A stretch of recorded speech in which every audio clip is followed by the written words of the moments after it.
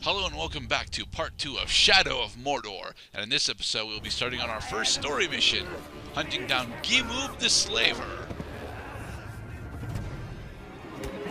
Yes, as we'll come to learn, Talion and Wraith can totally take down both of those orcs.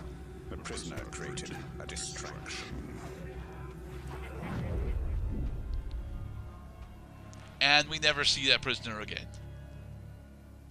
Wait. I use your human side to track the Uruk.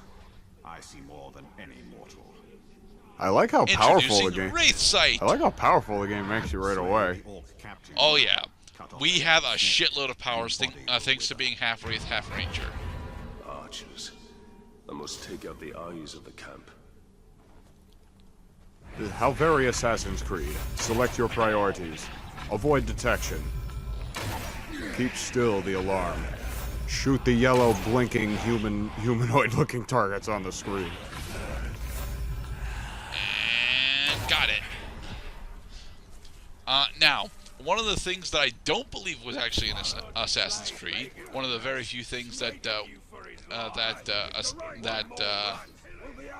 this game does not borrow from Assassin's Creed, is the wraith time. While you are charging up your elf shot, at least because of the control scheme that I'm using, you actually slow down time drastically. Oh yeah, I noticed that. It makes it easier to set up the shot. It also decreases your opportunity cost when you're aiming at a target. Yes. It is very important for fully charged headshots. And a fully charged headshot specifically will take down almost every single enemy in the game. Now let's use our magical Skyrim upgrade pause menu so we can gain our upgrades, then go right back into the game. Yes. This is the rune system, which I'll do a very poor job of explaining because, well, the runes, although very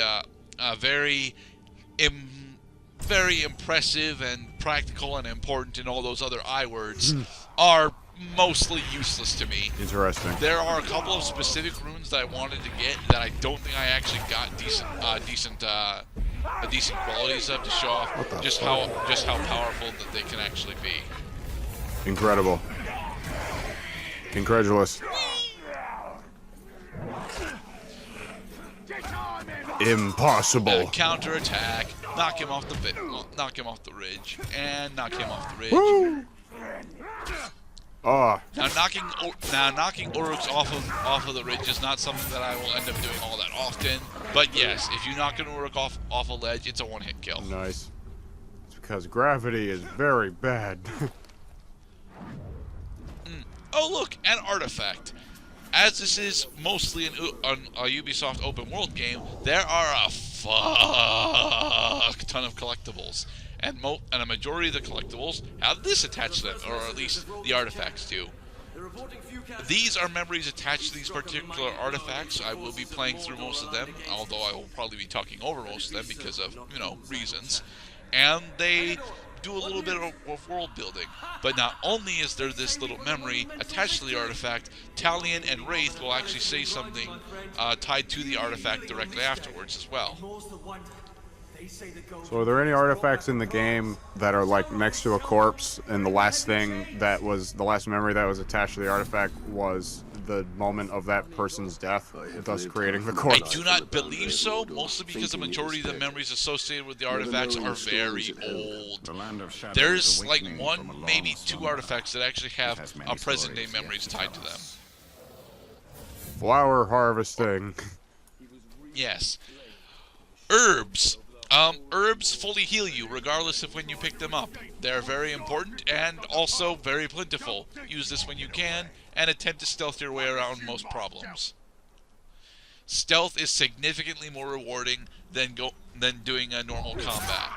However, you will more than likely end up being forced into normal combat against any one of the captains or higher up Uruks, simply because, well, a large portion of them cannot be one-shot by stealth. Any of the common Uruks can be one-shot by stealth. Right, but if you try to assassinate one of these guys, then it sets up I'm an important character and I need to tell you that. No, actually. Not today. You can most certainly assassinate a majority of the captains that you come across. What we're doing now is interacting a bit more with the Nemesis system and gaining intel on potential targets. This will tell us a little bit about them as well as identify all of their strengths and weaknesses. Intel is something that's very important and pretty easy to stockpile once you have the ability to. However, it's something that you can get through the game without exploiting for the most part until the first climax of the game. It's a story cutscene. So you didn't die 10 years ago. I take it you did not come here to arrest me for treason, Captain? It's been 10 years? Not since the raid, no. Since the raid that killed him, it's been X amount of time. It's not actually very well defined. I assume it's been no more than 2 days. Where are the servants of the Dark Lord? Do you even know? The Dark Lord. Perhaps. Yeah, remember, Sauron's name is still very much in line with Lord Voldemort at this point. You mean Lord Voldemort is very much named in line with Lord Sauron? We shall ask my scouts. I'll be there. Look, we don't need to get into time semantics, okay? Time semantics. The fact of the matter is Harry Potter is as popular or almost as popular as Lord of the Rings. So it's much easier for our viewers to, relate to a Lord Voldemort reference than a Lord Sauron reference. Well, there's Dobby. Someone wants to be seen. Nah, Gollum is significantly less helpful than Dobby is. First mission, complete success with bonus objective. Experience in this game allows you to gain ability points. Ability points are incredibly important, and you will need to spend these. According to what you personally feel is best. However, I'll say right now that one of the earliest things that you want to max out when you can is critical strike. Very specifically, critical strike and throwing knives. I don't use the throwing knives all that goddamn often, which is a terrible thing because I really should. They are just flat out one of the best attacks in the game. But yeah, critical strike and throwing knives. Get those as soon as you can. They will make the first climax of the game significantly easier, at least in theory. Critical strike, definitely, because then you're basically you have a significantly higher chance of dealing, what, like double damage? Nope! Critical strike has nothing to do with the amount of damage you deal, although I do believe critical strike does actually increase your damage. What critical strike is actually important for is building up your hit streak. Hit streak is something that they took from the Batman Arkham games. At a certain point, if you manage to do a certain number of hits without getting hit yourself, you will be able to perform special actions, specifically executions. Executions will allow you to kill virtually any single of these Uruk enemy types in the game. Just offhandedly. It'll spend your kill streak, but you can build that back up relatively easily. What sort of road it hides in the shadows, I wonder. No, why? I'm trying to think of the narrative reason why Gollum would be drawn to Talion. Oh, he's not drawn to Talion. He's drawn to the Wraith. And it's for a very important reason. We should find them. Is it because the Wraith was wearing the ring? It shouldn't be too difficult. No. It's nothing that simple. I mean, the Wraith can't wear the ring. The ring is a physical object, and the Wraith is not a physical being. So why is Dead Man corporeal able to hold objects? Not quite beast. The whole reason that Talion is able to hold objects is because he is actually in a state of undeath. You remember the Dark Souls series? Of course I remember. It's that, except without the debilitating curse. Our curse is significantly different in that we are tied to a specter, and the specter is pretty much what's keeping us alive. Instead of our humanity just being fully gone, we still have our humanity, and the specter is keeping our physical form alive. I'm not explaining it appropriately, but that's what's happening. It's pretty fair canon for the Tolkien universe. Tolkien universe plays with life and death a lot. Specifically reincarnation and aspects of deities. And Sauron, who's at least like 2,500 years old by the time Frodo goes to Mount Mordor. Now, is it actually Sauron that's causing all the big bad stuff, or is it the aspect that gave Sauron his powers? What aspect? I believe Sauron specifically is tied to one of the three primary, one of the three original creation deities. That I don't know. I did not read the Silmarillion. I don't remember what any of these people's names are. Right now, I'm attempting to do a death from a death strike from above kill, and unfortunately, he is underneath this place where I'm trying to kill him from. Bastard. Behind the wall. Wraiths can see through Around walls, the wall. but successful assassins still need line of sight. Hit you. Yeah, slow motion. And there. Hesitate. Run to freedom. Booyah, we have rescued all of the slaves.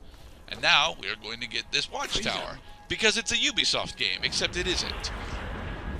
Run up the slope.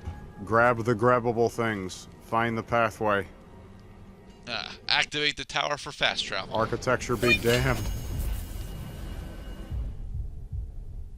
These towers reach from yesterday to tomorrow. Yep, so this is... This Assassin's Creed really is like the closest thing, the closest parallel I can make to this game. Because these are basically watchtowers. You go to the top of the watchtower, you press Y, he looks around for a second, and then when you're done, you jump into the bale of hay. Yeah. You know, just without the bale of hay because we have Spectre powers. Because we are immune to gravity when we're specifically falling in order to traverse a distance. Or collecting items. Nani here, Galar Mordor. Elvish. Very elvish. So- Much pointy ears. I actually had to read up that Tolkien created the Elvish language. Yes, he did. And he wrote it one word at a That time. doesn't mean that he created a good language, it's just that he made an language. I'd say... 'cause I think about that sometimes. The con language is supposed to, like, give the character, you know, some kind of contingency or continuity in the story. But the character need not use any words outside of what the story demands of him. Oh, look at all the different spaces here. Now, what I'm doing here specifically is I'm hunting down spiders for hunting challenges because since this is an open world game based on Assassin's Creed, there are a shit ton of challenges floating around. No shit. Specifically, hunting and survivalist challenges. Every time you complete a hunting challenge, you get a bonus in experience. Every time you complete a survivalist challenge, you get a bonus in experience. Story flashback. Oh god, the pain. Bleeding hammers.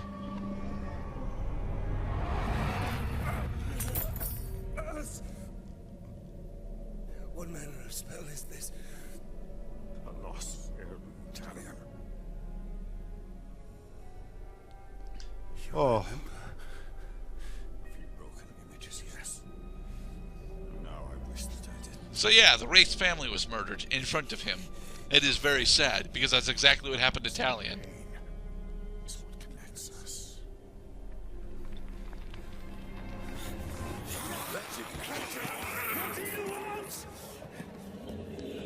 He just wants to be loved. Hello, Warg. Actually, it's a Karagor, but you know. Quick! It is escaping! Whee! Yes, let's not bother with the cutscene introduced warg. Let's go after... Smeagol. Smeagol does not exist in this game. It's always Gollum. Uruk hunters.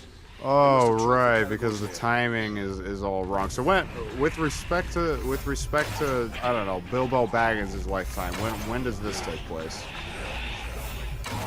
Oh, that is difficult. Bilbo's adventure has already happened. Smeagol does not have the ring right now. Matter of fact, Gollum is here trying to find the ring. Gotcha. They will cover that. They will cover that slightly later. But yeah. Locate the creature. The creature lurks around here somewhere. And I bet everybody was going, oh boy, we're gonna go see Gollum. I was. I actually really like the Gollum stuff in this game. Although, this game divides the power-ups that you get between two distinct halves. The stuff with Hirgon, who is the human that we just met earlier, will give us more additional ranger powers. The stuff with Gollum will give us additional wraith powers.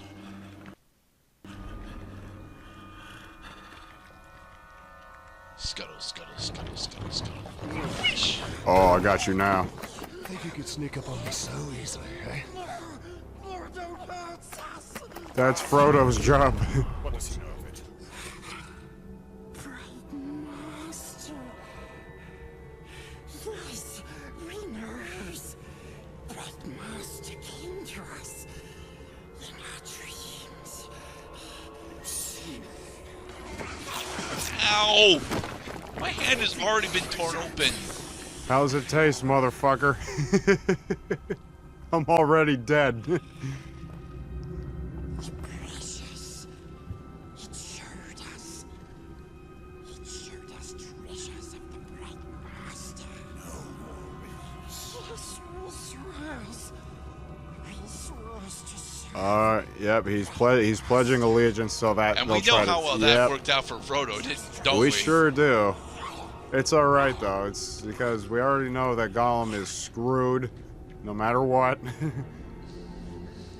do not trust him.